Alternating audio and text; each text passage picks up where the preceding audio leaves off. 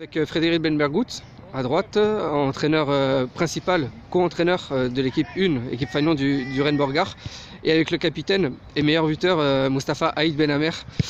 Donc voilà, je vous remercie pour votre disponibilité. Séance du jeudi soir, donc 18h-20h, sachant que c'est un club tout nouveau, donc Mayotte 35 l'année dernière, Rennes Borgard cette saison.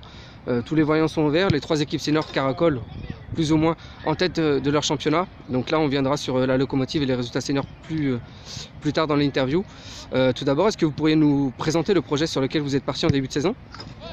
Oui, rapidement, donc comme tu l'as dit, donc un projet qui a débuté en septembre, l'association avec Mayotte 35 et des anciens joueurs et dirigeants de Rennes Mosaïque. Voilà. Ça s'est fait naturellement. Donc, le projet donc, c'était de créer un club au sein aussi de Borgard, du quartier Borgard, qui s'agrandit, on va dire, qui s'agrandit. Donc les familles étaient demandeuses, on va dire, d'un club de foot. Donc c'est tombé un point nommé pour réussir, quoi, et voilà. Donc c'est vrai qu'assez rapidement on a réussi donc à négocier donc des créneaux d'entraînement pour les jeunes surtout. Parce que l'idée c'est de travailler sur il y a trois axes de formation. Tu as le projet jeune, la formation du jeune joueur et de l'adulte aussi. Il y a la formation des éducateurs, là qui est en cours, qui avance bien, et plus tard et parallèlement la formation des arbitres. Donc ces trois axes de formation sont importants pour faire grandir le club. Donc là justement, comme tu l'as dit à l'instant, donc trois volets. Dans la formation des jeunes, vous avez une école de foot qui a plus de 70 licenciés. Donc c'est en plein essor, ça a vraiment explosé cette saison. Quel regard tu portes toi en tant que coordinateur sportif dans la formation des plus jeunes et donc évidemment des dirigeants, des entraîneurs? Déjà c'est positif, L'idée c'est de faire vivre la passion du football aux jeunes, tout simplement. Et c'est vrai qu'en lui proposant donc, des entraînements de qualité, des éducateurs plus ou moins diplômés, c'est ça, la formation, le cycle de formation est en cours là pour certains, et surtout ils se retrouvent dans des moments de convivialité, c'est ça le plus important.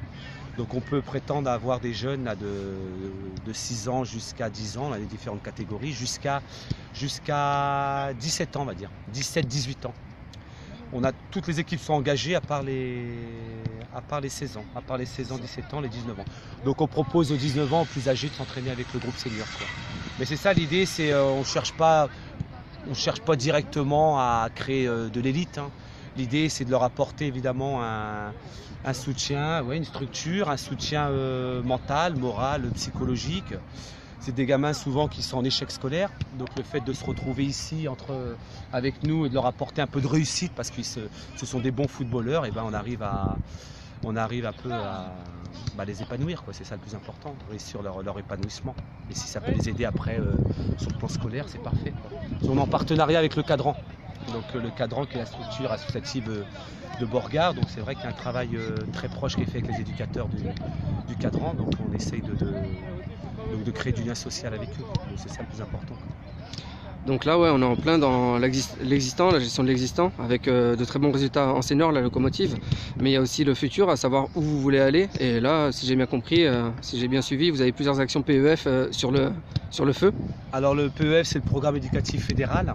Donc c'est le partenariat avec le district d'Ille-et-Vilaine. On se doit de concevoir des actions éducatives chaque mois. Là, mercredi dernier, il y a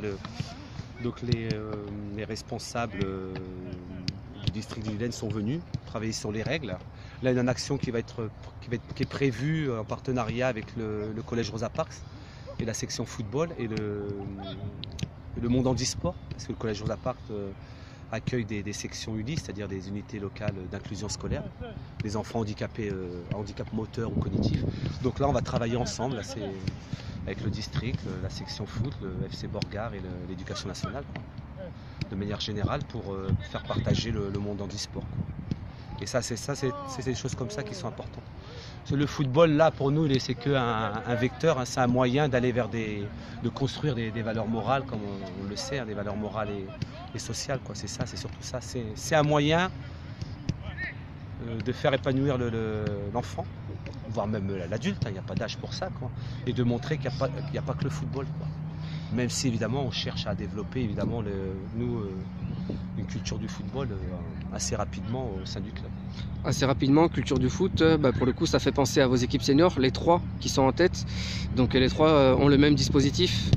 Vous êtes arrivés avec des idées de jeu en tête qui portent déjà leurs fruits, avec pas mal de transferts. Et là pour le coup, est-ce que vous attendiez à être aussi bon, à avoir autant de chiffres, on va dire, de résultats aussi rapidement?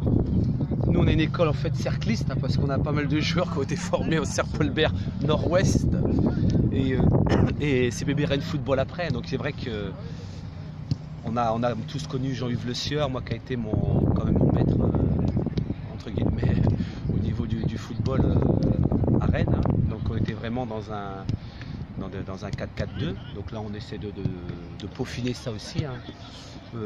Sur toutes les équipes seniors, un 4-4-2 très simple, pourquoi? Pour développer une intelligence tactique tout simplement, quoi. Et voilà, quoi. Et on a les joueurs pour, donc c'est ça qui est intéressant, quoi. Mais sans rentrer trop dans les détails, où l'idée c'est d'apprendre aux joueurs à se placer, tout simplement à faire des efforts pour l'autre, à respecter les consignes de jeu. Et quand on a les joueurs, évidemment, on est sur un niveau qui nous correspond bien et qu'on surclasse en étant en toute honnêteté, quoi. C'est vrai que l'idée c'est de préparer vraiment les bases du futur club, quoi, aussi, et de grimper dans la hiérarchie de la compétition.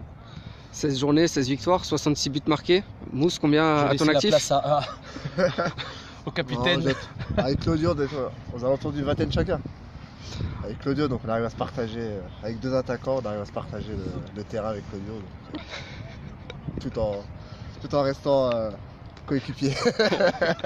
Ouais, match particulier, vous restez sur un derby remporté 5-1. C'est ça. Donc vous maintenez votre moyenne de buts par match, on va dire, en plus de remporter le derby et une nouvelle victoire. Au-delà des invincibles, avec Thierry Henry, les Gunners et les Nantais qui avaient perdu une seule fois. Là, vous êtes en passe de terminer la saison avec de gros chiffres. Est-ce que c'est un objectif pour vous? Là, sachant que vous pouvez être champion dès dimanche. C'est ça, là, effectivement, à la réception du Serpolbert Nord-Ouest, on peut être champion après la victoire, mais bon, voilà, ça ne veut rien dire. Nous, comme tous les matchs, comme tous les dimanches, bon, comme je dis aux joueurs, à chaque fois, on prend les matchs un par un. C'est un plaisir, effectivement, de se dire tous les dimanches d'avoir un nouveau challenge, de gagner, mais on est attendu partout. Donc après, les joueurs savent répondre, on sait répondre. Donc voilà, l'objectif, c'est effectivement d'avoir le maximum de victoires. Donc voilà, mais on va pas dire que c'est l'objectif principal, mais c'est un challenge. Le président nous a dit la priorité au projet. Hein. Voilà. Donc on essaye de faire 3 équipes à chaque fois le week-end, des équipes équilibrées, hein, assez homogènes. Hein. On ne valorise pas pour l'instant une équipe. Hein. L'équipe B se débrouille très bien, l'équipe C aussi est en bonne passe aussi, donc voilà, donc c'est ça la priorité au projet du club. Mais si on peut faire monter les 3, on le fera avec plaisir. Ah oui, c'est sûr. Là, on peut considérer que justement avec l'équipe première et pourquoi pas les 2 autres équipes aussi, plutôt elles seront championnes et plutôt vous pourrez préparer la saison prochaine. Est-ce que vous avez déjà avancé justement sur la saison prochaine? Le salaire de Mousse peut-être Mousse, il a... Ouais, là, c'est encore des négociations, il faut prendre l'âge, tu sais. Donc, contactez pas. Non, on a des joueurs qui ont des contacts déjà avec certains clubs. Vous savez, Chelsea. Il y a Chelsea et moi avec... moi, je suis en contact avec... Je déconne. À un certain âge, on arrive on se prend plaisir sur le terrain. Voilà, moi, j'ai suivi Ben depuis une quinzaine d'années. Donc voilà, aujourd'hui c'est le plaisir de partager avec les jeunes, surtout de voir le samedi venir voir les jeunes, le mercredi après-midi.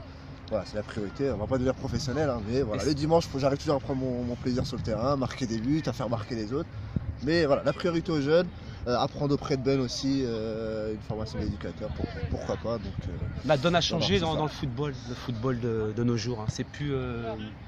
Pour ça, il faut qu'on revienne sur terre. Les ambitions des joueurs sont différentes. Nous, on accueille des joueurs qui ont fait de la nationale, de la CFA. Ils ont des projets de vie qui sont différents aussi maintenant. Ils sont peut-être moins dans la compétition. Ils recherchent beaucoup de convivialité. Ils veulent communiquer. Ils veulent trouver un soutien mental, parfois aussi. Donc c'est ça qui est important. Et après, si on peut leur donner, évidemment, les aider à avoir un travail, une formation, une qualification, eh ben, on le fait. Et après, voilà, mais on n'est pas un club de quartier. On est un club comme tous les autres clubs de Rennes ou des autres communes, hein, tout simplement. On est un club avec des valeurs, on est un club avec des éducateurs, des ressources humaines, on a de tout, on a des ouvriers, on a des professeurs, on a des cadres administratifs, donc voilà, on n'est pas...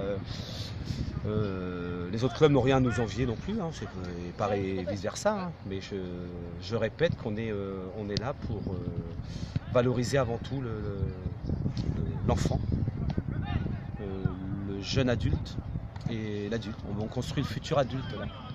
Et ça c'est important, parce que je crois que c'est la mission première d'un club de football, c'est ça. Le club de football, ça reste c'est une micro-société et il faut qu'on aille vers ça absolument si on veut réussir nos objectifs. Ok, mais merci à vous. Bonne chance pour ce week-end. Je vous en prie, je t'en prie. Tu peux m'en prier, m'en prier. Merci, c'est gentil. Voilà. Merci, c'est gentil. Merci à vous. Voilà. Ok. Bon match. Merci. Allez.